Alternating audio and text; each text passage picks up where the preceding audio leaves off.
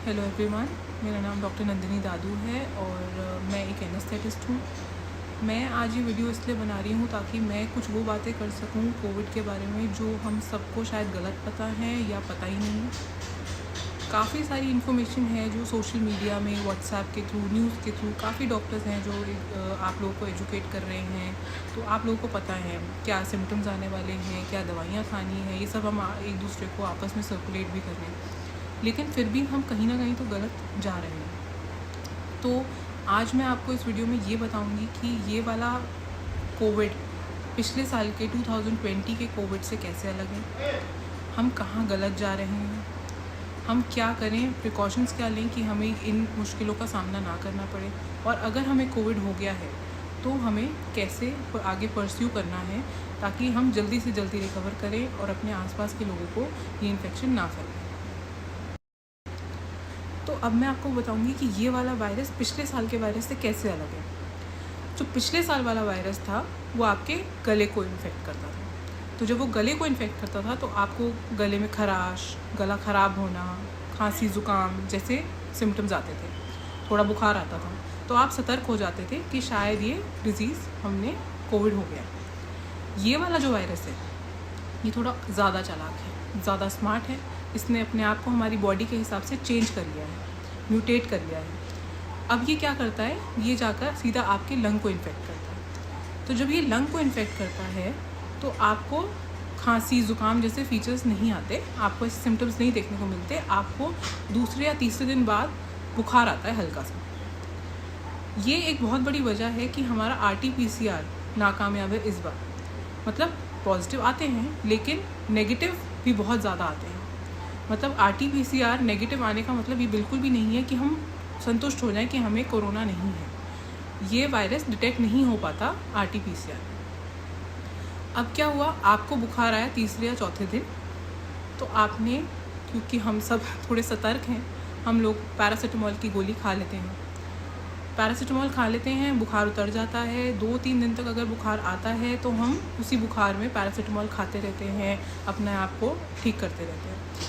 जब तीसरे या चौथे दिन हमारा बुखार नहीं उतरता तो हम डॉक्टर से बात करते हैं। तो डॉक्टर हमें कहता है कि आप RT-PCR कराइए। जब आप RT-PCR कराते हैं तो RT-PCR करंट सिनेरियो को देखते हुए हम सबको पता है कि RT-PCR की डेट ही नहीं मिल रही है, या जब डेट मिल रही है तो उसका रिज़ल्ट बहुत दिनों बाद आ रहा है, और जब आ रहा है तो शायद नेगेटिव भी आ रहा है। तो कुल मिलाकर आप अपनी पूरी बीमारी का या कोर्स जो चल रहा है, इसमें आपने अपनी ज़िंदगी के 5-6 दिन काफ़ी ज़्यादा ख़राब कर दिए। शुरू के 4-5 दिन आप काफ़ी हद तक ठीक रहते हैं, आपको थोड़ा बुखार रहता है, कमज़ोरी रहती है, लूज़ मोशन रहते हैं, तो आपको लगता है कि ये सब तो मुझे होता रहता है। मेरे पास बहुत फ़ोन कॉल्स आते हैं, पेशेंट्स कहते हैं कि डॉक मुझे तो बुखार हो गया, तो ये तो मुझे हो ही जाता है, मुझे गले में खराश है, ये तो मुझे हो ही जाती है जब मैं कोल्ड ड्रिंक पीती हूँ, या हमने कल पहली बार AC चलाया था इसलिए मुझे थोड़ा सा ज़ुकाम लग रहा है, लूज़ मोशन मुझे हो ही जाते हैं। तो हमें समझने की ज़रूरत है कि ये हर सिम्टम हमारे लिए बहुत ज़रूरी है। हर सिम्टम में हमें अलर्ट होना है। हर कदम कदम पे जब हम अलर्ट होंगे तभी हम अपने आप को और अपने आसपास के लोगों को इस बीमारी से बचा पाएंगे। क्योंकि शुरू के 5-6-7 दिन आपके अच्छे बीत गए हैं, तो और ये वायरस जो है ये लंग को इन्फेक्ट कर रहा है, तो आपको अचानक से 8वें या 9वें दिन पर ऐसा हो सकता है कि सांस लेने में दिक्कत हो। SpO2 प्रोब हम लगाते हैं हाथ में, उसमें सैचुरेशन कम आए, या आप सुबह उठ रहे हैं तो आप देख रहे हैं कि सैचुरेशन कम है। ये कुछ चीज़ें हैं जो आपको देखने को मिलेंगी, और तब आपको होगा कि अब मुझे ऑक्सीजन चाहिए। तब जब आपको ऑक्सीजन चाहिए होगी तो जो करंट सिनेरियो है इस वक्त हर शहर का, कि ऑक्सीजन की कमी है, सिलेंडर्स नहीं मिल रहे हैं, ऑक्सीजन कंसनट्रेटर्स नहीं हैं, तो आप पैनिक करेंगे। पैनिक ना करने के लिए ये ज़रूरी है कि हम अपने हर सिम्टम को सीरियसली लें। 6-7वें दिन पर आपका डॉक्टर आपको कुछ ब्लड टेस्ट कराने को बोलेगा, जिसमें आता है CRP, D dimer and interleukin 6, ये ब्लड टेस्ट हैं। इसके अलावा आपको HRCT कराने को बोला जाएगा, देखने के लिए कि आपके चेस्ट की कंडीशन क्या है। इन सभी टेस्टों से हम ये पता लगाएंगे कि ये डिज़ीज़ कैसे प्रोग्रेस करने वाला है, ये डिज़ीज़ आपको कितना परेशान करेगा, या हम क्या दवाइयाँ दें कि आप जल्द से जल्द ठीक हो जाए। अब ये सब हो गया और एक व्हाट्सएप पे मैसेज सा चल रहा है कि आपको ये दवाइयाँ खानी हैं। सबको दवाइयाँ पता हैं, सबको पता है कि एजिथ्रोमाइसिन, डॉक्सीसाइक्लिन, आइवरमेक्टिन, मॉन्टेरेल्सी, स्टेरॉइड, ये सब आपको लिस्ट एक मिल जाती है कि ये दवाइयाँ शुरू करनी है, सबके पास हैं। पर ये कब खानी है? मैं रिक्वेस्ट करूँगी कि आप जैसे ही सिम्टम का पता चलता है आप अपने डॉक्टर से बात करें। वो डॉक्टर आपको सलाह देगा कि दवाइयाँ कैसे खानी है, तो आप वैसे वैसे ये दवाइयाँ खाएँ। शुरू के दिन 5-6 दिन आपको एंटीबायोटिक खाना है और HRCT, CRP, D dimer, interleukin 6 की रिपोर्ट देखने के बाद आपका डॉक्टर डिसाइड करता है कि आपको स्टेरॉइड देने की ज़रूरत है या नहीं। बहुत सवाल उठ रहे हैं लोगों के मन में, ये स्टेरॉइड खाना है कि नहीं, खाऊंगी तो कुछ और प्रॉब्लम तो नहीं होगा, और कुछ लोग तो खुद ही पहले खा रहे हैं, सेल्फ मेडिकेट कर रहे हैं। प्लीज़ अपने आप को सेल्फ मेडिकेट मत करिए। एंटीबायोटिक, पैरासीटामोल तक सब सही है, लेकिन जब स्टेरॉइड आता है मैं चाहूँगी कि आप इसे अपनी डॉक्टर की निगरानी में ही खाएं, क्योंकि जो डायबिटिक पेशेंट्स हैं उनमें स्टेरॉइड खाने से शुगर बहुत ज़्यादा बढ़ जाती है, फिर आपको इंसुलिन देना है, ये सब चीज़ें उसके साथ लिंक्ड हैं। तो स्टेरॉइड आप एक निगरानी में खाएं, वो हमेशा बेहतर रहेगा। स्टेरॉइड खाने से कोई प्रॉब्लम इसलिए नहीं है क्योंकि आपका डॉक्टर सब जानता है। ये स्टेरॉइड आपको किस कंडीशन में देना है, कब देना है, कब स्टार्ट करना है, ये उसे पूरी नॉलेज है, और वो तभी ये सोचते समझते आपकी रिपोर्ट्स देखकर ही आपको स्टेरॉइड शुरू कर रहा है। जो स्टेरॉइड हम इसमें देते हैं वो घर में खाने के लिए गोली होती है, जो आपको 5 से 7 दिन तक खानी होती है।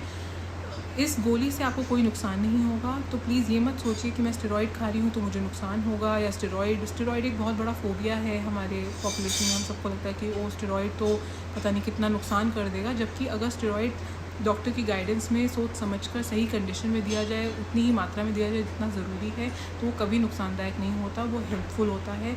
वो लंग की कंडीशन अच्छी करने के लिए दिया जा रहा है, तो वो खाना ज़रूरी है। अब इस पूरी प्रॉब्लम से हम कैसे बचें, मतलब कैसे प्रिवेंशन करें कि हमें कोरोना हो ना। सैनिटाइज़ करना है हाथ, चीज़ें साफ़ करके घर में लानी है, सब कुछ सरफेस साफ़ करना है, सब्ज़ी, फल, प्लास्टिक, ये सब चीज़ें तो हम पिछले साल सब सीख चुके हैं। इस बार क्या है कि ये वायरस जो है बहुत ज़्यादा फैला हुआ है हवा में। कोशिश करिए कि घर से बाहर ना निकलें।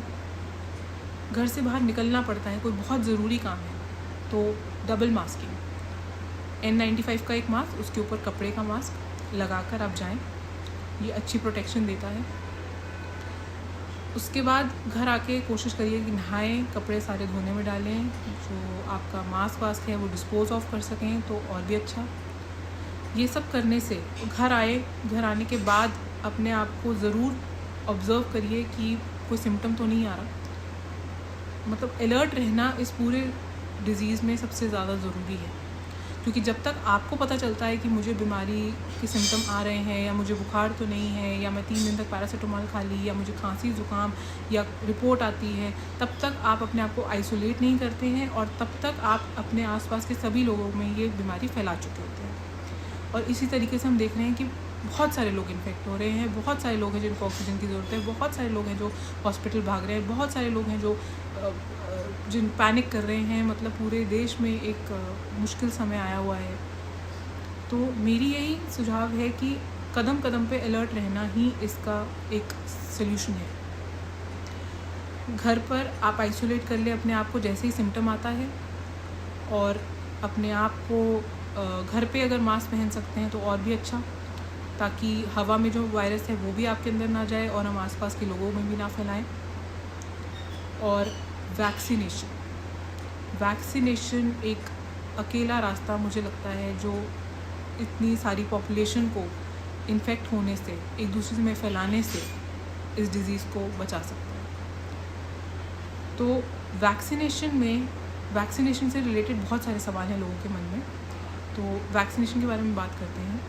ये बहुत ज़्यादा देखा जा रहा है कि जिनको पिछले साल कोविड हो गया था, या जिनको इस साल 1 शॉट वैक्सीन का लग चुका है, या दोनों शॉट लग चुके हैं, तो उन तीनों को कैटेगरीज़ को कोरोना हो रहा है। तो जब इन तीनों कैटेगरीज़ को कोरोना हो रहा है तो तीनों को उसी प्रकार का प्रोटेक्शन लेना है, अपने आप को बचाव करना है। ऐसा नहीं है कि मुझे वैक्सीन लग चुकी है तो मुझे ये नहीं करना, या मुझे मास्क नहीं पहनना, या मुझे उतनी दवाइयाँ नहीं खानी। या मुझे तो कोरोना पिछले साल हो गया था, या मुझे एक शॉट वैक्सीन का लग चुका है, तो क्या मुझे आधी ही दवाइयाँ खानी है, क्या मुझे सारी खानी है? जी हाँ, आपको सारी दवाइयाँ खानी है, सारे प्रोटेक्शंस लेने हैं। आपको बिल्कुल वैसे ही ये करना है जैसा एक नॉर्मल इंसान कर रहा है, जिसको कुछ नहीं हुआ था, जिसको वैक्सीन नहीं लगी है या जिसको कोरोना नहीं हुआ है, क्योंकि ये वायरस अलग है।